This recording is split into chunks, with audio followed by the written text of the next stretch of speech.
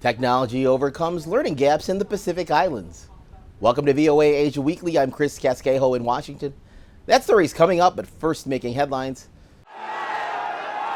For the first time since 2014, Indian Prime Minister Narendra Modi's Hindu nationalist Bharatiya Janata Party failed to win an outright majority in the national election. Modi declared victory Tuesday night. The BJP was forced to form a coalition government with the National Democratic Alliance in order to secure the 272 seats needed to win a majority. The BJP won just 240 on its own. Pakistani Prime Minister Shehbaz Sharif is visiting China this week. Islamabad hopes to finalize more than $10 billion worth of projects for the China-Pakistan Economic Corridor in meetings with Chinese officials. To get more money, experts say Pakistan will first have to address the billions of dollars it owes to Chinese companies. Hong Kong police arrested 4 and detained 5 others on Tuesday as authorities sought to stamp out commemorations of the 1989 Tiananmen Square crackdown on pro-democracy demonstrators in mainland China. The United States flew a long-range B-1B bomber over the Korean peninsula on Wednesday for its first precision-guided bombing drill with South Korea in 7 years. It also comes one day after Seoul said it was resuming all military activities along the border with the North, in response to Pyongyang's launch of hundreds of balloons carrying trash across the border. Outgoing Indonesian President Joko Widodo said on Wednesday that construction of the first phase of his country's ambitious new capital in Nusantara on the island of Borneo is 80% complete. Widodo also said he will have an office there once clean water is available in July.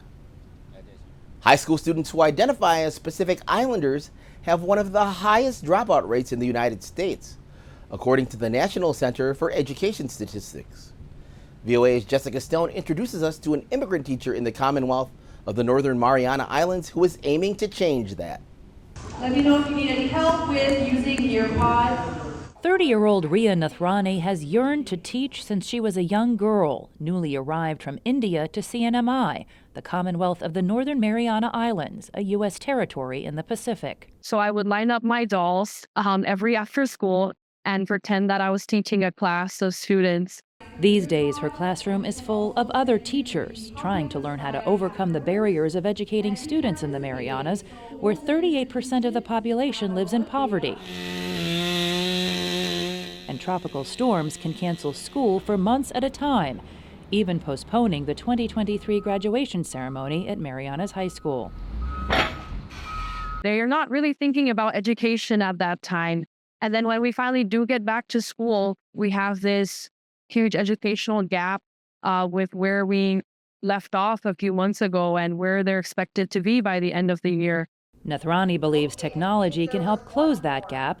Even before the pandemic standardized online learning for grade schools nationwide, she traveled the Marianas, training teachers to develop compelling online courses, implementing distance education to supplement staff shortages on the remote islands, and teaching students to build spreadsheets, create graphics, and to write resumes.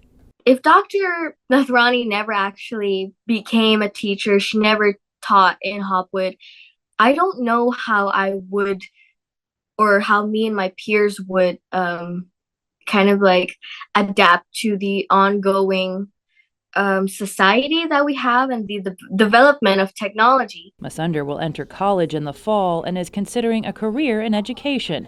For Nathrani, that choice is the definition of her own success. Just because we're from a small island, it doesn't mean that their opportunities are limited. It's all about working hard, and it's about being able to see yourself achieving that dream. Dreams for her students, which are now tied to her own. Jessica Stone, VOA News. Finally, Singapore's Chinatown dates back to 1822, when Britain's Sir Stamford Raffles designated a settlement for the many new Chinese immigrant arrivals. Ethnic Chinese now make up 3/4 of the population, but the historic district remains a focal point.